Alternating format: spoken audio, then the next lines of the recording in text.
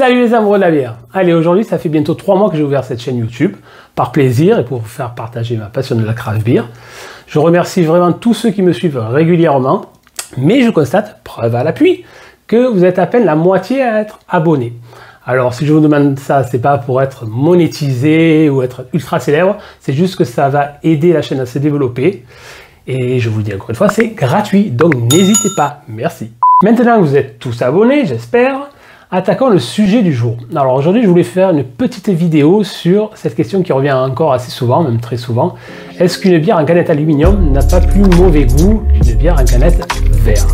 Et par extension, on va donc se pencher sur ces idées reçues qui ont la vie dure. Beaucoup de gens ont encore des réticences envers les canettes alu, alors surtout dans le grand public, bien sûr, ça peut se comprendre, mais aussi encore parmi les personnes qui ont commencé à mettre un pied dans le monde de la bière artisanale. Alors je ne vais pas vous mentir, moi aussi j'ai été grandement surpris par le nombre et l'abondance de canettes alu quand j'ai commencé à m'intéresser à la craft beer, et j'ai eu le même questionnement, la même réaction. Alors pour moi cela vient en premier lieu de cette image de marque, l'image de marque de ces canettes alu qui sont souvent associées aux bières de soif basiques, aux bières fortes et pas chères, même aux bières de clochard et de soulard, soyons honnêtes, disons-le comme ça, bref, aux bières de piètre qualité, pour généraliser. Ceux de ma génération et d'avant sont les plus frileux, car je ne pense pas être le seul à avoir acheté plus jeune des binous en me basant juste sur le prix, ou le degré d'alcool, pour faire la fête, ou enquiller vite fait bien fait avant un concert, pour éviter de payer plus cher à l'intérieur de la salle. Et on peut toujours voir ce genre de canettes à bas prix dans les rayons ou dans la rue, donc cette image a malheureusement encore la vie dure. La deuxième idée reçue la plus répandue pour dénigrer les canettes alu, c'est ce fameux goût de métal qu'aurait la bière. Eh bien non, pas du tout. Alors vous versez le liquide dans un verre et si vous n'êtes pas de mauvaise foi, vous verrez qu'il n'y a plus rien de métallique dans le goût. C'est logiquement le contact de la bouche avec la canette alu qui donne cette sensation. Pas plus compliqué et c'est assez logique. Et quoi qu'il arrive, une bière en général et artisanale en particulier, ça se boit dans un verre pour libérer toutes les saveurs et arômes contenus dedans, sans oublier la possibilité d'admirer la robe, la mousse et la carbonatation.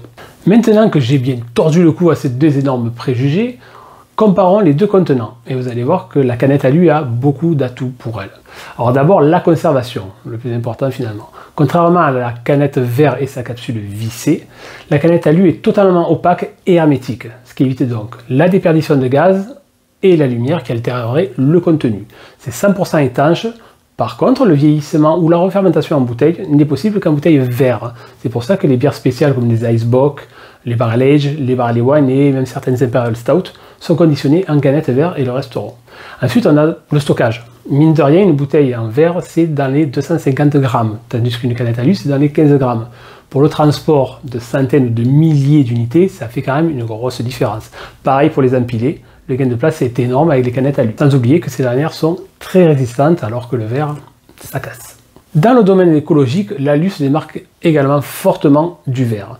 En effet, le premier peut se recycler mais à 100% quasiment indéfiniment sans perdre ses propriétés sur un cycle court et qui demande moins d'énergie que le recyclage du verre, très gourmand de ce côté-là, et nécessitant d'être lavé une trentaine de fois avant une remise sur le marché. D'ailleurs, une récente étude anglaise démontre que la contribution des bouteilles en verre dans le réchauffement climatique est à 95% de fois plus élevée que celui des canettes à l'aluminium.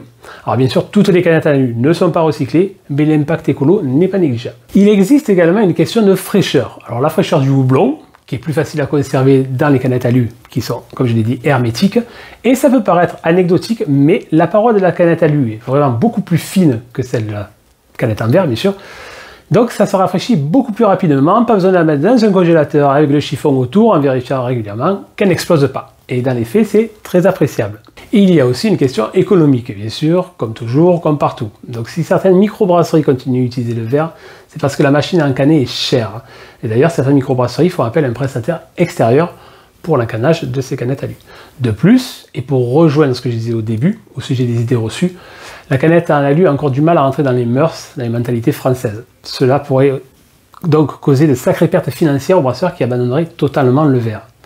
Mais ce n'est qu'une question de temps avant que cela ne se produise, parce que les pays anglo-saxons, eux, ça fait un moment qu'ils y sont, que c'est la norme, ils sont habitués, et l'essor de la craft beer va faire le reste. Alors je l'ai aussi constaté personnellement au niveau des principales microbrasseries françaises, qui depuis 2-3 ans sortent beaucoup plus d'alu que de verre, voire plus que de l'alu pour tout ce qui est autre que bière spéciale, Icebox et tout, que j'ai déjà cité plus haut.